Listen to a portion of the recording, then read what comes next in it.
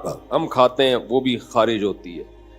نبی صلی اللہ علیہ وسلم حجامہ کرواتے تھے مہینے میں ایک دفعہ, تھوڑا سا بلڈ نکال دیتے تھے, اس سے بھی ہماری باڈی کیا رہتی ہے, فریش رہتی ہے. خواتین کو مینسز ہوتے ہیں, ان کی انرجی کا بہت بڑا حصہ اس میں ضائع ہوتا ہے, لیکن وہ مینسز ان کی صحت کے لیے ضروری ہیں.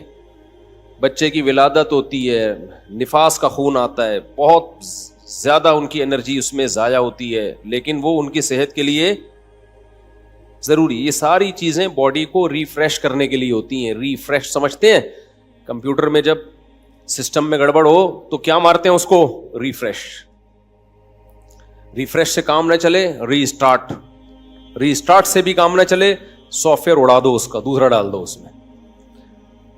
تو پسینہ نکلنا بھی ضروری ہے بھائی, خون نکلنا بھی ضروری ہے. اسی طرح جب شادی ہوتی ہے تو بھی انرجی استعمال ہونا شروع ہوتی ہے, وہ بھی ہماری باڈی کا حصہ ہے. جو لوگ بہت عرصہ اپنی بیویوں سے دور رہتے ہیں, سال سال 2-2 سال, ان کے بھی دماغ خراب ہونا شروع ہوتا ہے. صرف مینٹلی ڈسٹرب نہیں ہوتے, ان کی باڈی بھی خراب ہوتی ہے, بڑھاپا جلدی آتا ہے ان لوگوں میں. تو اللہ کا بنایا ایک نے, جو عورتیں بچے کی ولادت روک لیتی ہیں وہ بھی جلدی بوڑھی ہو جاتی ہیں, کیونکہ وہ بھی ایک پروسیس ہے, اللہ نے رکھا ہے ان کی انرجی اس طرح سے یوٹیلائز ہو. بچے کی ولادت میں, بلیڈنگ میں وہ انرجی یوٹیلائز ہوگی تو باڈی ریفریش ہوگی. اگر وہ انرجی روک لی جائے کہ جی طاقت استعمال نہ ہو جائے کہیں, تو وہ رکنے سے کیا ہوگا, ایسا ہی ہے جیسے پانی میں, تالاب میں پانی رک گیا تو پانی کا بیڑا غرق ہو گیا. پرانا پانی نکلے گا تو نیا پانی بولو آئے گا. تو اس لیے تھوڑا سا اپنے آپ کو مشقت ہو. کل میں سویا نہیں ہوں گرمی کی وجہ سے, پسینے پسینے پسینے پسینے پسینے. ہم نے کہا کوئی بات نہیں, انجوائے کرو اسی کو, ٹھیک ہے, ایسی کی تیسی, سمجھتے ہو, انجوائے کرو انہیں پسینوں کو. تو اس لیے اپنے دیکھو, ہمارے مذہب پہ چلنا اس وقت تک ممکن ہی نہیں ہے جب تک آپ محنت کے عادی نہ ہو. اس وقت تک مذہب پہ چلنا ممکن ہے نہیں, کیونکہ مذہب آپ سے جگہ جگہ آپ کی خواہشات چھڑواتا ہے. تو جو برگر فیملی بچہ ہوگا, جو بالکل ہی چھوئی موئی زندگی گزارے گا, وہ کیسے شریعت پہ چل سکتا ہے؟ شریعت پہ چلنا نفس کی خواہش کی مخالفت کے بغیر ممکن نہیں ہے. بس ایک بات کر کے میں آگے چلتا ہوں, کیونکہ یہ ٹاپک نہیں ہے. آپ بولیں گے مفتی صاحب کیا میڈیکل سائنس لے کے بیٹھ گئے ہیں, پسینے پہلے ہی نکل رہے ہیں اور نکال رہے ہیں ہمارے پسینے. دیکھو ایک بات خوب اچھی طرح سمجھو, دنیا میں ٹینشنوں کی 2 قسمیں ہیں. ایک ٹینشن جو نیچرل ہے, قدرت نے رکھی ہے, وہ ٹینشن صحت کے لیے اچھی ہے. اس کی علامت یہ ہے کہ وہ سب کو ہوتی ہے, سمجھ رہے ہو نا, اس کی علامت کیا ہے, سب کو ہوتی ہے. تو ظاہر ہے ساری انسانیت بیمار تو نہیں ہو سکتی نا. سردی کی ٹینشن یہ سب کو ہوتی ہے کہ نہیں ہوتی؟ جب سردیاں آتی ہیں تو پورے ملک پہ آتی ہے سردی, کسی ایک اکیلے کو نہیں لگ رہی ہوتی, تھر تھر کانپ رہا ہوتا. گرمیوں کی ٹینشن اللہ نے سب کے لیے, تو یہ سب کے مطلب ہے کہ اللہ دینا چاہتے ہیں یہ ٹینشن, یہ آپ کے لیے مفید ہے. کبھی کبھار ہمیں زکام ہو جاتا ہے, یہ سب کو ہوتا ہے. دنیا میں کوئی ایسا آدمی میں نے نہیں دیکھا جس کو کبھی بھی زکام نہ ہوتا ہو. اب یہ چھوٹی سی بیماری جو ہے یہ ہے ٹینشن, لیکن یہ سب کو ہوتی ہے. اسی وجہ سے بہت بڑے ڈاکٹر ہیں آغا خان ہاسپٹل کے, میری ان سے گپ شپ ہوئی, انہوں نے کہا کہ جو ہیلتھ کے اور صحت کے معیارات ہیں نا, ان میں نزلہ زکام کھانسی کو شامل نہیں کیا جاتا. یعنی کھانسنے والا نزلے والا آدمی بھی صحت مند ہی ہے. ہاں ایسا نہ ہو کہ کھانستا ہی آ رہا ہو بچپن سے, یعنی کبھی کبھار کھانسی زکام نزلہ, اس سے کیا ہوتا ہے, یہ وہ ٹینشنیں ہیں جو آپ کو بڑی ٹینشنوں سے بچا لیتی ہیں, آپ کا امیون سسٹم بوسٹ کر دیتی ہیں یہ. تو ان چیزوں میں پریشان ہونا. اسی طرح بچے جب پیدا ہوتے ہیں, بچہ چیخ چیخ کے روتا ہے, گلا پھاڑ پھاڑ کے, ہاں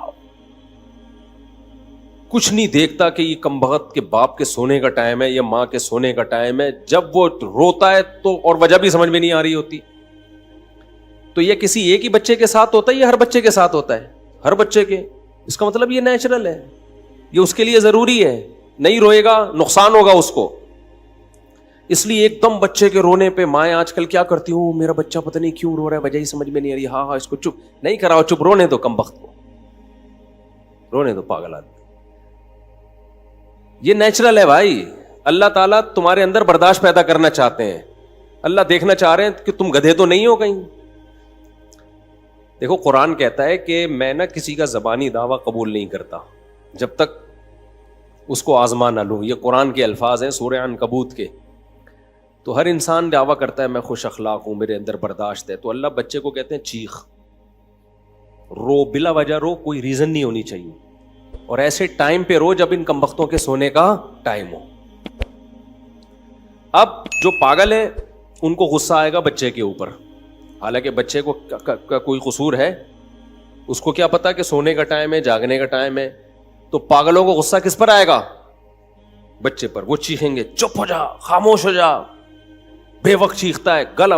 مائیں کیا کہہ رہے ہوتے, گلا دبا دوں گی تیرا. تو فرشتے لکھ دیتے ہیں کہ ہے انسان, لیکن یہ جو ماں باپ ہیں یہ اصل میں گدھے ہونے چاہیے تھے. فرشتوں نے ان کو کیا بنا دیا, یعنی ہے انسان, سافٹ ویئر کون سے ڈلے ہوئے ان میں؟ ڈنکی والے. گدھے کے نامناسب ہے. سافٹ ویئر جو ان میں ڈلے ہوئے ہیں وہ کون سے ڈلے ہوئے ہیں؟ ڈنکی کے. اس لیے یہ بہت بہترین معیار ہے کسی کے اخلاق کو جانچنے کا کہ بچے پہ اس کو غصہ آ رہا ہے کہ نہیں آ رہا. اگر بچے پہ آ رہا ہے نا, جو ناسمجھ بچہ ہے, اس پہ غصہ آنا اس کی علامت ہے کہ آپ ادھر سے آؤٹ ہیں. بالغ پہ غصہ آنا بنتا ہے کیونکہ وہ جو کر رہا ہے جان کے کر رہا ہے, غلط کر رہا ہے. وہ بچے کو کیا پتا بھائی صحیح کیا ہے اور غلط کیا ہے, تو بچے پہ کیوں غصہ آ رہا ہے آپ کو؟ اس کا مطلب آپ اوپر سے فارغ ہیں. آپ کو تکلیف ہونا ایک الگ بات ہے. تکلیف ہوتی ہے کہ بھائی نیند خراب ہو رہی ہے, صبح آفس جانا ہے, دفتر جانا ہے, چلو سمجھ میں آ رہا ہے. غصہ کس بات پہ آ رہا ہے؟ بچے پہ. اس میں تھوڑی اتنی سینس ہے. تو بچے کا رونا یہ نیچرل ہے, سمجھتے ہو. ہاں کوئی تکلیف ہو رہی ہے یا بہت زیادہ ہی روئے چلا جا رہا ہے تو ایک الگ بات ہے, لیکن صرف رونے پر پریشان ہونا یہ بیوقوفی ہے. اسی طرح بچوں کو موشن لگنا یہ بھی کیا ہے؟ بولتے کیوں نہیں, نیچرل ہے. سب بچوں کو موشن لگتے ہیں. قدرت نے ان کے پیٹ کی صفائی کا یہ سسٹم بنایا ہوا ہے. تو ایک دم پاگل ہو جانا, بچے کو موشن لگ گئے, پاگلوں کی طرح چیخنا, یہ اس کی علامت ہے کہ موشن آپ کو لگنے چاہیے تھے, اصل میں غلطی سے اس کو لگ گئے. ہاں اس میں یہ ہے کہ جو سمجھدار ڈاکٹر ہیں وہ یہی کہتے ہیں, جو چائلڈ اسپیشلسٹ ہیں, کہ ہوئے کوئی بات نہیں, اتنی جلدی اس کو اینٹی بائیوٹک کی ضرورت نہیں ہے, اتنی جلدی سیریس لینے کی ضرورت نہیں ہے, اور یہ نیچرل ہے. ہر بچے کو موشن لگتے ہیں, یہ نیچرل ہے بچوں میں. تو ہاں بہت زیادہ نہ ہو جائیں, اور وہ جو ڈاکٹر احتیاطی تدبیریں بتاتے ہیں وہ کرتے رہیں آپ, ORS وغیرہ. میں ڈاکٹر نہیں ہوں, کہیں کسی بچے کو 3 دن سے موشن لگے ہوئے آپ نے اور لگا دیے, اس کا مادہ فاسدہ سارا ہی نکل گیا. حکیم صاحب کا قصہ سناتا ہوں نا میں, کہ مادہ فاسدہ حکیم صاحب نے کہا اس کا نکالو. ایک حکیم صاحب ہر ایک کو موشن کی دوا دیتے تھے. تو عطائی حکیم نا, جعلی حکیم ہوتے ہیں. میں نے ایسے حکیم بھی دیکھے ہیں, جو پیشنٹ جائے گا اس کو کہتے ہیں کہ پہلے ہم آپ کو جلاب آور دوا دیں گے, آپ کا پیٹ صاف ہوگا, باڈی نئے سرے سے ریفریش ہوگی, پھر ہم علاج کریں گے. پاگل آدمی تو کیا کر رہا ہے یار, ہر ایک کو موشن. تو اسی طرح ایک حکیم صاحب ہر ایک کو موشن کی دوا دیا کرتے تھے کہ پہلے مادہ فاسدہ نکلے گا, جو فاسد مادہ ہے نا وہ نکلے گا, پھر ہم علاج کریں گے. ایک بہت باریک سا آدمی چلا گیا, لوگوں نے کہا اس میں مادہ فاسدہ ہے ہی نہیں, مادہ ہی نہیں ہے, فاسد کہاں سے ہوگا, تو خدا کے لیے کچھ خیال کرنا. حکیم نے کہا نہیں, ہمارا علاج کا طریقہ یہ ہے کہ پہلے ہم مادہ فاسدہ نکالیں گے, اس کے بعد ہم علاج کریں. اس کو جلاب آور دوا دے دی, اس کا مادہ فاسدہ نکلنا شروع ہو گیا.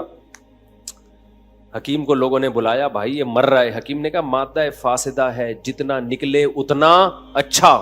یہ بالکل ایسا ہی ہے جیسے ہجامہ کر کر کے نا, جو ہجامے والے اناڑی کہتے ہیں فاسد خون ہے, جتنا نکلے اتنا اچھا. او بھائی یہ غلط بات ہے. یہ ہجامہ والے بھی ایسے ہی کھینچ کھینچ کے خون نکال رہے ہیں, اور اس پہ سنت کا لیبل لگا دیتے ہیں, پھر اتنا خون نکال دیتے ہیں. جب ان سے بولو کیا کر رہے ہو, کہہ رہے ہیں یہ فاسد خون ہے, فاسد خون ہے. او بھائی جان خون ہے, یہ بلڈ ہے, یہ وہی بلڈ ہے جو رگوں میں دوڑ رہا ہے. چکر آئیں گے, آدمی مر جائے گا, اتنا زیادہ نہیں کرو. جو کیا یار, یہ ایک مستقل ٹاپک ہے. ہر شخص پاکستان میں ہر فیلڈ میں ماہر ہے, اور جب تک کسی چیز میں پورا غلو نہیں ہوتا نا, اس وقت تک منجن بکتا نہیں ہے. ہجامہ والوں کو دیکھ لو, ہر بیماری کا علاج کس میں بتایا ہوا ہے؟ ہجامہ میں. آپ بتاؤ, لوگ آپ پر اعتماد کریں نہ کریں ان کا ہیڈک ہے, اس پہ لیبل لگا دیتے ہیں قرآن و سنت کا.